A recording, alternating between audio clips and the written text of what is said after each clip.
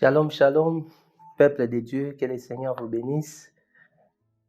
Je suis si heureux de pouvoir venir auprès de vous avec une exhortation particulière d'une prédication, un sermon que le prophète a intitulé « La foi qui a été transmise au sein une seule fois pour toutes ».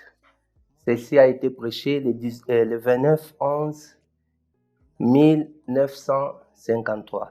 La foi qui a été transmise au sein une seule fois pour toutes.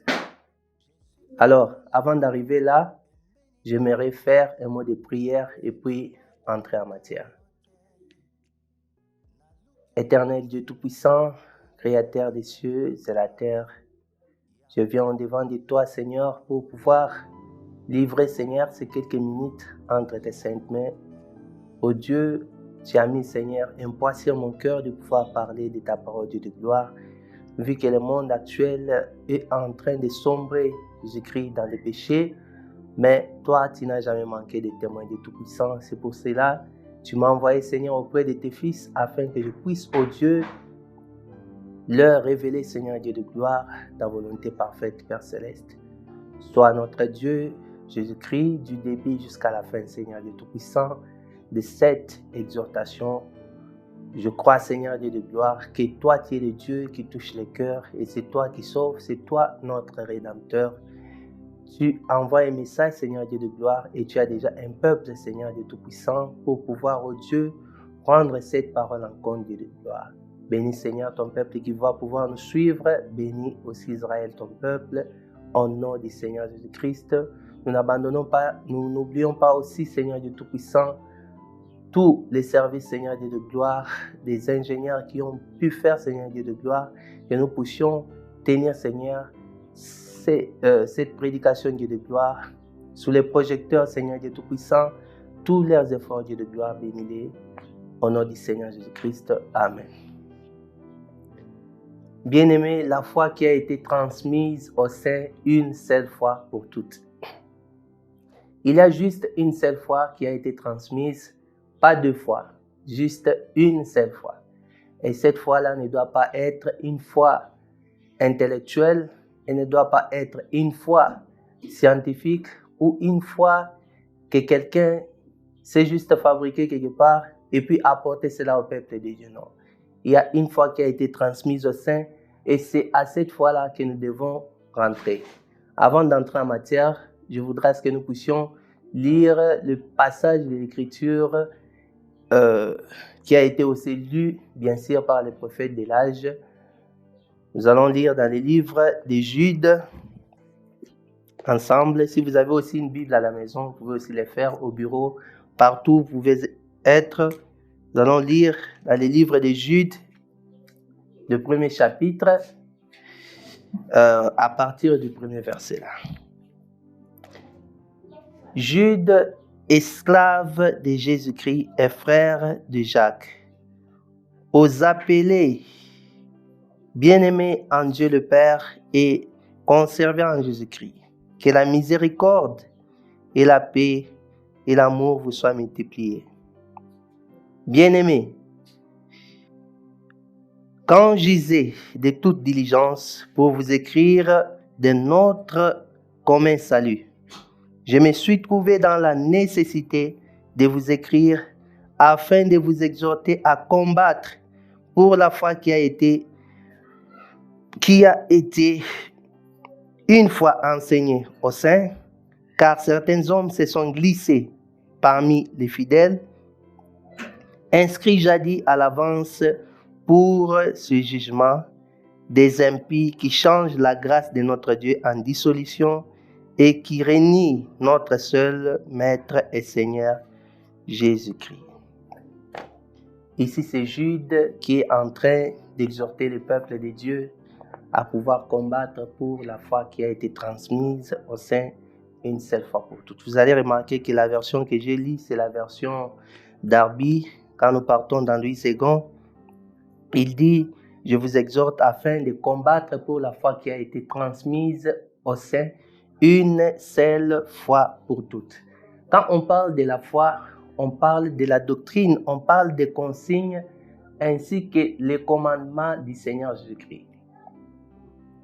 La foi doit être basée sur quelque chose. C'est pour cela que Paul pouvait dire, il y a déjà une fondation que nous avons déjà mise et vous n'avez pas à venir recommencer une autre fondation, mais vous devez bâtir sur la fondation que nous, les apôtres, on a déjà posée. Alors la foi qui a été transmise au Saint une seule fois pour toutes, c'est la foi qui amène quelqu'un au salut, c'est la foi qui fait à ce que quelqu'un soit rempli du Saint-Esprit, c'est la foi qui fait à ce que quelqu'un puisse mener une vie digne de la parole de Dieu. Parce qu'en dehors de la foi qui a été transmise au Saint, si quelqu'un apporte une autre foi, qui n'est pas la foi des apôtres, qui n'est pas la foi qui est basée sur la parole de Dieu, sur la fondation des apôtres, cela ne fera que séduire le peuple de Dieu. C'est pour cela que Jude est en train de dire, il y a des gens, il y a des impies, des gens qui se sont introduits dans la parole de Dieu. Ils sont venus au nom des prédicateurs, au nom des pasteurs, au nom des apôtres, au nom des enseignants, des évangélistes. Ils viennent aussi avec la parole qu'ils appellent la parole de Dieu. Mais cette parole-là n'est pas du tout la parole de Dieu. La Bible dit, ils renient la parole de Dieu. Renier, c'est quoi? Quelqu'un peut venir apportant les mêmes évangiles. Parce qu'aujourd'hui, vous allez trouver que tout le monde intitule ou bien nomme son église, lui donne un certain nom qui doit attirer les enfants de Dieu. Vous ne trouverez pas une église nommée église de Satan, ou soit un message de Satan, ou soit quelque chose qui peut être affreux aux enfants de Dieu. Non. Ils vont toujours écrire église des derniers saints, ou soit l'église des enfants de Dieu.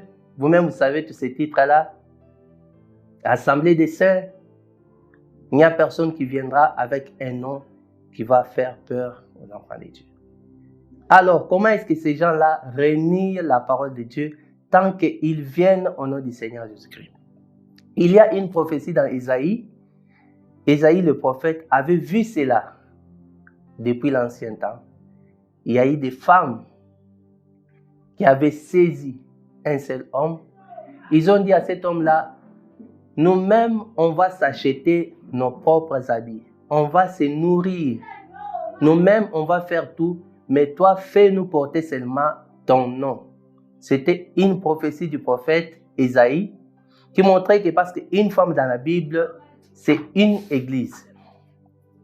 Et aujourd'hui, toutes ces églises-là, elles viennent, la nourriture qui est la parole prêchée, ils ont ou elles ont leur propre nourriture, elles ont leurs œuvres parce que les vêtements, ce sont des œuvres, elles ont leurs propres œuvres, mais au moins, elles portent le nom du Seigneur Jésus-Christ. Ils renient ce que le Seigneur Jésus-Christ a dit, ils renient la doctrine du Seigneur Jésus-Christ. Bien-aimés, j'aimerais juste vous rappeler que l'évangile du Seigneur Jésus-Christ, ce n'est pas quelque chose de très compliqué. L'évangile du Seigneur Jésus-Christ vient toujours dans la simplicité. Et vous vous souvenez, le prophète majeur a dit, Dieu se cache et se révèle dans la simplicité. Le salut vient toujours dans la simplicité. Il n'y a pas de formule très difficile à faire pour pouvoir obtenir le salut. Car la Bible dit, car Dieu a tant aimé le monde qu'il a envoyé son Fils unique afin que quiconque croit en lui ne périsse point, mais qu'il ait la vie éternelle. C'est juste croire au Seigneur Jésus-Christ que nous recevons la vie éternelle, que nous recevons le salut. Donc, quand on parle de la foi qui a été transmise aux saints, donc c'est la foi de la Pentecôte. C'est là où on doit rentrer. Parce que, écoutez, Adam dans la Bible avait perdu quelque chose et la chose en question, les prophètes disent, c'était le Saint-Esprit. Il avait la possibilité et la capacité d'être un petit Dieu sur la terre ou un Dieu carrément sur la terre. Mais il avait perdu cette chose-là. Et c'était la joie qui était partie. Il avait perdu Dieu. Mais comme Dieu ne veut jamais, ou veut toujours manifester, ou bien mettre toujours ses attributs en vigueur, il a fallu qu'il puisse se révéler maintenant en tant que sauveur. Parce qu'on ne peut pas se réjouir de la bonne santé si on ne tombe pas malade. On doit d'abord tomber malade. Quand on va se sentir mieux, là, on va comprendre maintenant, quitter de la boue jusqu'à être élevé, comment est-ce que ça fait. Et il y a eu un Dieu dans la chair humaine qui est venu pour le péché des humains sur cette terre. Il s'est présenté, il a prêché la parole et il a sauvé toute l'humanité qui était déchue. Donc tous les péchés depuis le temps d'Adam jusqu'à l'infini. Jésus-Christ a porté ce fardeau-là sur lui et a sauvé toute l'humanité. Et là, on va dire qu'il nous a ramenés en Éden. Il a restauré la situation initiale de l'homme. Parce que dans l'Ancien Testament, même tout le monde, les grands prophètes qui pouvaient prêcher, Moïse, Élie, Daniel et les autres, ils pouvaient parler de la parole de Dieu, mais ces gens-là n'avaient pas Dieu en eux. Ils n'avaient pas la permanence de Dieu en eux. Il a fallu que Dieu se fasse chair, qu'il vienne, qu'il puisse sauver l'humanité afin que l'on puisse avoir Dieu en permanence. C'est pour cela, avec la venue du Seigneur Jésus-Christ, bien qu'il a été méprisé du monde, bien qu'il a été, on a craché sur lui, il a prêché la parole de Dieu, il s'en est allé et le Saint-Esprit est rentré le jour de la Pentecôte. À partir du jour de la Pentecôte, les apôtres ont reçu la pleine révélation de ce qui devait être prêché pour le salut de l'humanité. Et puis vous verrez dans la Bible, quand Pierre a commencé à prêcher, c'était toujours dans la simplicité. Et on lui a posé la question, que devons-nous faire après avoir entendu les paroles de Pierre? Les gens étaient vraiment touchés dans leur cœur et ils ont demandé, qu'est-ce qu'on peut faire pour accéder à ce que nous venons d'entendre? Et Pierre a dit, vous devez être baptisés au nom du Seigneur Jésus-Christ. Alors que si vous faites un pas en arrière avant que Jésus puisse aller au ciel, il leur avait dit, faites des nations les disciples en les baptisant au nom du Père et du Fils et du Saint-Esprit. Mais quand Pierre descend le jour de la Pentecôte en train de prêcher, il leur dit, vous devez être baptisés au nom du Seigneur Jésus-Christ. Pierre avait compris par révélation que Père, Fils, Saint-Esprit, ce ne sont pas des noms, ce sont juste des attributs. Je suis le fils de mon père, mais mon nom, ce n'est pas fils. J'ai un nom. Mon père, c'est mon père, mais il a son nom. Donc, Père, Fils, Saint-Esprit, c'était juste des attributs autour d'un seul Dieu. C'est pour cela, le vrai baptême, la vraie foi, c'est être baptisé au nom du Seigneur Jésus-Christ. C'est ça, la vraie foi. C'est ça, la parole ou les fondements sur lesquels tout vrai chrétien doit être posé. Le baptême au nom du Seigneur Jésus-Christ. C'est pour cela, quand à la Pentecôte, les peuples de Dieu, ou les enfants de Dieu, ou les apôtres ont commencé à proclamer l'évangile, ils ont prêché l'évangile dans la simplicité. Il n'y avait pas de choses difficiles. Parce que déjà les choses difficiles, ça appartient au Satan, au diable. Mais quand Dieu lui vient, il vient dans la simplicité. C'est pour cela, vous voyez, quand Satan a voulu séduire le Seigneur Jésus-Christ, il a commencé par lui montrer les grandes choses de ce monde. Et c'est ça la plus grande pierre d'achoppement pour beaucoup de croyants aujourd'hui. Satan leur a fait montrer les plus grandes choses de ce monde et ils sont séduits. On ne veut pas dire que Dieu ne peut pas nous bénir, mais attention, Satan aujourd'hui séduit beaucoup de gens à cause des choses de ce monde. C'est ça. Ces gens-là ont renié la foi. Ils ne sont pas en Christ. Alors que, tout au long des âges, quand il y a eu des âges sombres, quand la parole de Dieu a commencé à disparaître, Dieu avait promis dans sa parole, selon Zacharie 14, Joël et d'autres écritures, que vers le soir, la lumière paraîtrait. Et c'est de cette lumière-là que je suis assis en ces lieux, en train d'essayer d'expliquer au peuple de Dieu, aux brebis perdues de Dieu, qu'aujourd'hui, Dieu a une parole qu'il nous a donnée. Parce que, en dehors de la parole, en dehors de la Pentecôte, en dehors de ce qui a été prêché à la Pentecôte, tout ce que l'homme fait est juste vain. Parce qu'aujourd'hui, la parole qui arrive à donner quelqu'un le Saint-Esprit, à faire que quelqu'un puisse naître de nouveau dans le royaume des cieux, c'est la parole ointe d'aujourd'hui. Pourquoi est-ce qu'il y a tant de zizanies? Pourquoi est-ce qu'il y a tant de problèmes aujourd'hui parmi les peuples de Dieu, parmi les églises? C'est parce qu'une chose n'a pas été prise en compte. Aujourd'hui, les gens ont confondu la bonne moralité, la sincérité, l'honnêteté avec le Saint-Esprit.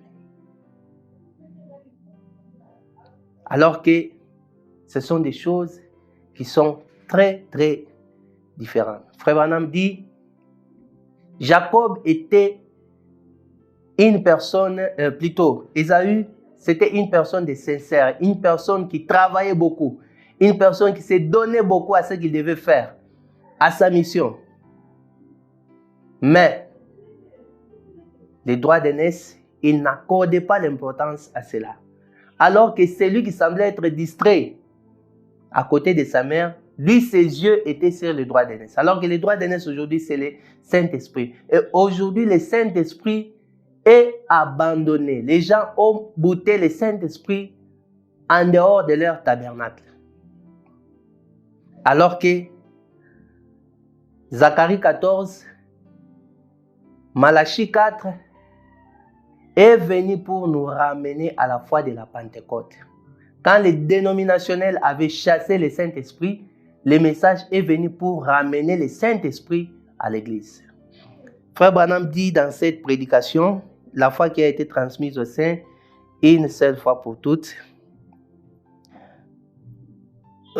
au paragraphe 146, qu'est-ce que Frère Branham dit? Il dit, vous voyez la différence avec Jacob? Jacob regardait à la récompense. Il regardait au droit d'aînesse. Est-ce que c'est vrai?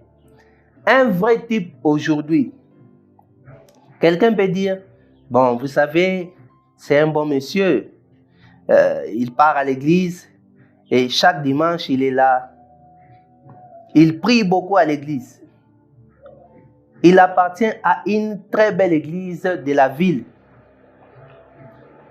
Il a éduqué ses enfants. Il fait tout. C'est bien. C'est très bien. Frère Branham dit, c'est bon ou c'est très bien pour chaque citoyen. Tout un citoyen qui se respecte doit faire éduquer ses enfants. Il doit respecter tous les droits de son pays. Mais frère, cela n'a rien à faire avec le christianisme. Aller à l'église chaque dimanche, éduquer ses enfants, être un homme sincère. Il y a beaucoup de religions qu'on connaît dans ce monde ici où il y a des gens très sincères, mais au moins ils sont perdus. Parce que Frère Branham dit qu'on peut être sincère dans les faussetés. C'est au moins ça. Frère Branham dit, cela n'a rien à faire avec le christianisme. Pas du tout. Tu pars à l'église, tu fais écrire ton nom dans un livre, là-bas en Floride, cela ne te fera pas de bien. Bien que le prédicateur peut élever son petit drapeau et dire, tu es parti au ciel. Mais si tu n'es pas né de nouveau, tu es perdu. Aujourd'hui, on part dans des églises où on voit des prédicateurs qui donnent des Saint-Esprit à quelqu'un. Et si quelqu'un directement fait quelque chose de mauvais à l'église, on le fait passer devant tout le monde, on lui dit, on t'arrache le Saint-Esprit. C'est quelque chose de diabolique. Ce n'est pas écrit dans l'Écriture. Dans l'Écriture, il est dit que dès qu'on reçoit le Saint-Esprit, c'est jusqu'au jour de la rédemption. Et toi qui donnes les gens le Saint-Esprit et tu arraches le Saint-Esprit. Donc tu es devenu un Dieu. Frère Branham dit que tu peux faire tout cela. Tu peux être un homme de bonne moralité sur cette terre. Dans ton quartier, là, quand on regarde, l'homme le plus sincère, c'est ce messieurs-là. Mais si tu n'es pas né de nouveau, tu es perdu. Et c'est ça le plus grand problème aujourd'hui. C'est ça le problème qui fait à ce que nous puissions avoir multitude des assemblées du message du temps de la fin qui sont juste des œufs pourris. Les gens ne sont pas nés de nouveau. Ils ont voulu commencer à chercher à prêcher aux gens des mystères. Oh non, vous voyez ceci, c'est là, quand l'ange est descendu, tout cela. Quand tu montres à un enfant de grandes choses en oubliant ABC, déjà vous avez pourri la vie de cet enfant-là. Donc tout doit commencer par ABCD. Tout doit commencer par 1, 2, 3 et puis arriver à l'algèbre. Tu ne peux pas commencer à enseigner à quelqu'un l'algèbre tant que la fondation, il n'a pas encore réussi cela. C'est ça le plus grand problème. La nouvelle naissance, la prédication sur la nouvelle naissance a disparu dans nos églises, dans nos tabernacles. Et vous allez trouver un prédicateur qui se tient du haut de la chaire, il prêche pendant 5 minutes, c'est fini. Il descend et il commence à dire, oh, c'est le temps de Dieu maintenant, Dieu doit commencer à parler. Donc, quand toi tu étais à la chaire en train de prêcher, Dieu ne parlait pas. Maintenant, par les moyens secondaires, il doit commencer maintenant à parler. Les dons ne sauvent pas. Ce qui sauve, c'est la parole de Dieu. Quand on prêche la parole de Dieu en simplicité, en toute originalité, les gens seront sauvés. Vous pouvez mettre tous les vases du monde entier, vous les mettez là, ils commencent à faire leur démonstration, mais cela ne fera pas du bien au peuple de Dieu. C'est la parole de Dieu qui est le baume, comme dans le livre de Jérémie. Quand il a posé la question, n'y a-t-il pas de baume en Galade? Est-ce qu'aujourd'hui, il n'y a pas un message qui peut transformer les humains? Est-ce qu'il n'y a pas une foi qui a été restaurée? La parole est venue. La restauration. Ce que Adam avait perdu, le Seigneur Jésus-Christ a restauré cela. Et ce que les pentecôtistes avaient perdu, ce qui a été abîmé tout au long des âges, Dieu nous avait promis qu'il y aura un jour qui ne sera, qu'il y aura des brumeux, qui ne sera ni jour ni nuit, mais vers le soir, la lumière paraîtra. La lumière là, ce n'est pas une lumière qui devrait descendre comme ça, non. C'est la lumière de la parole de Dieu. C'est la restauration. Parce que l'Église catholique nous a apporté quoi? Le baptême au nom du Père, du Fils et du Saint-Esprit. Ce qui est une mauvaise interprétation de la parole de Dieu. Alors qu'à la Pentecôte, dans toute la Bible, il n'y a personne qui a été baptisé au nom du Père, du Fils et du Saint-Esprit. Il n'y a aucune écriture. Tout le monde dans la Bible était baptisé au nom du Seigneur Jésus-Christ. Et c'est à cette fois-là qu'on doit être ramené à la foi de la Pentecôte, à la foi, à la parole qui faisait à ce que les gens gémissaient pour leurs péchés. Dans Ézéchiel, la Bible dit, je crois que c'est dans Ézéchiel chapitre 9, on avait envoyé un ange avec un pinceau pour pouvoir marquer tout celui qui gémissait et soupirait pour les abominations qui s'est passé dans la ville. Aujourd'hui, si on envoyait cet ange-là pour venir marquer, mettre les sceaux du Saint-Esprit, combien de gens gémissent aujourd'hui pour les péchés qui se passent dans la ville, pour les péchés qui sont dans le monde. Aujourd'hui, le mariage homosexuel, c'est devenu quelque chose d'exclusif. Allez, mariez-vous, homme entre hommes, femme entre femmes. Vous voyez l'habillement des femmes partout dans le monde. Les gens marchent nus. Vous voyez les mauvaises mœurs qui ont développé jusqu'à 98%. Et aujourd'hui, vous allez trouver nos assemblées de messages qui se rallient à ces choses-là. À des cris diaboliques du monde, des politiciens. Frère Branham dit, un chrétien ne peut pas faire la politique parce que la politique est du diable. Mais combien de frères, combien vous-même qui avez prêché qu'un chrétien ne peut pas faire la politique, aujourd'hui, on vous voit vous-même là en train de faire la politique. Retournons à la foi qui a été transmise au sein une seule fois pour toutes.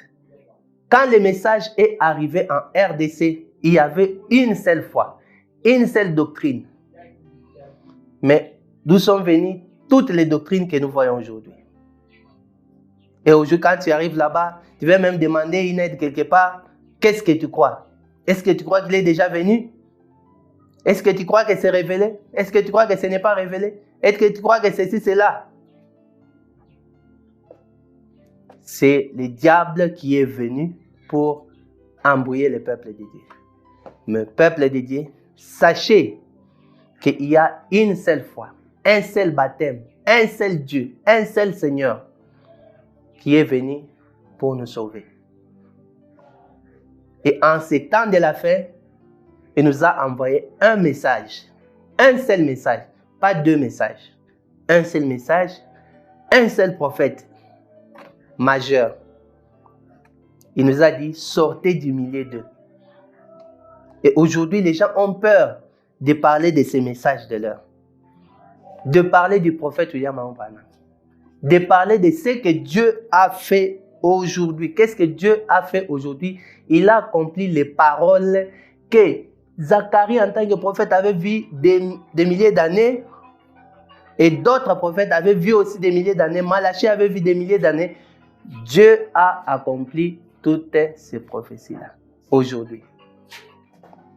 Retournons à la foi qui a été transmise au sein une seule fois pour toutes. La Bible dit dans Matthieu chapitre 7 verset 17, si on descend là-bas, Jésus-Christ dit, je suis le cep et vous, vous êtes les sarments. Si vous êtes les sarments, vous allez produire les fruits de cet arbre-là. Mais si vous êtes des sarments greffés, là vous allez produire votre propre parole. Avant dans les messages, on n'entendait pas d'écrits tels que donne-moi un grand amen là que je te dise des choses. Mais aujourd'hui, on entend ces cris-là. Où est partie l'innocence du message? Où est partie l'onction du Saint-Esprit? Où est partie l'atmosphère du Saint-Esprit? Et vous trouvez des cas, on arrête des gens là-bas, on a toujours des frères du message. Pourquoi? La nouvelle naissance a été oubliée. C'est pour cela, bien-aimés frères et sœurs, je viens vous exhorter. Je viens vous dire que le Dieu de William Marion Branham n'a jamais manqué de témoins. Vous connaissez la vérité, mais vous ne voulez pas prêcher la vérité. On vous montre au travers des Écritures quelle est la vérité, mais vous ne voulez pas prêcher cette vérité. Vous avez jeté l'opprobre sur le message de William Marion Branham. C'est pour cela que d'autres brebis de Dieu ne viennent pas au message à cause de vous. Mais je vous parle maintenant, toi brebis du Seigneur qui m'écoute maintenant, même si tu n'as pas encore cru au message, moi je vous dis que le message de William Marion Branham, c'est une vérité. Là où il y a une bonne semence, il y a toujours des épouvantails. Vous verrez toujours des gens mettre des choses là. Oh non, vous voyez ceci, cela. N'ayez pas peur. Vous venez, écoutez la parole de Dieu et vous serez sauvés. Dieu va vous accorder le Saint-Esprit. Dieu va vous donner ce dont votre cœur désire. La foi qui a été transmise au sein une seule fois pour toutes, c'est à cette fois-là qu'on doit rentrer. Pour ce moment ici, je crois que Dieu a parlé à son peuple d'une manière ou d'une autre. C'était votre bien-aimé Laurel Longa, artiste chanteur et aussi ministre de l'Évangile. Nous devons retourner à cette foi-là, la foi de la Pentecôte, la parole dans la simplicité. C'est un peu ça. Nous allons finir par un mot de prière et puis nous dire au revoir. Éternel Dieu, nous te remercions parce que tu as été avec nous depuis le début comme on t'avait demandé cela. Nous voici arrivés à la fin. Nous prions, Seigneur Dieu Tout-Puissant, que la foi que tu avais donnée aux apôtres, Seigneur, soit restaurée dans nos cœurs, soit restaurée dans les cœurs des élus en ces temps de la fin. Tout ce qui n'est pas de toi, Seigneur Dieu Tout-Puissant, ôte-les, Dieu de gloire, car en voyant les jours, Seigneur, ta venue est proche, Jésus-Christ. C'est pour cela que nous venons, Seigneur Dieu de gloire, avec ce peu de mots, Seigneur, que tu mets dans nos cœurs, Dieu Tout-Puissant, pour pouvoir parler au peuple de Dieu, leur montrer, Seigneur, la voie à suivre. Bénis, Seigneur, tous ces moments merveilleux qu'on a passés en ce lieu, Jésus-Christ. Bénis, Seigneur, ô Dieu, la maison qui nous a accueillis, Seigneur, pour réaliser, Seigneur Dieu Tout-Puissant, ce que nous venons de faire. Bénis aussi Israël, ton peuple, partout dans le monde. Bénis, Seigneur, ô Dieu, ton épouse. Je t'ai ainsi imploré au nom puissant du Seigneur Sauveur Christ. Amen.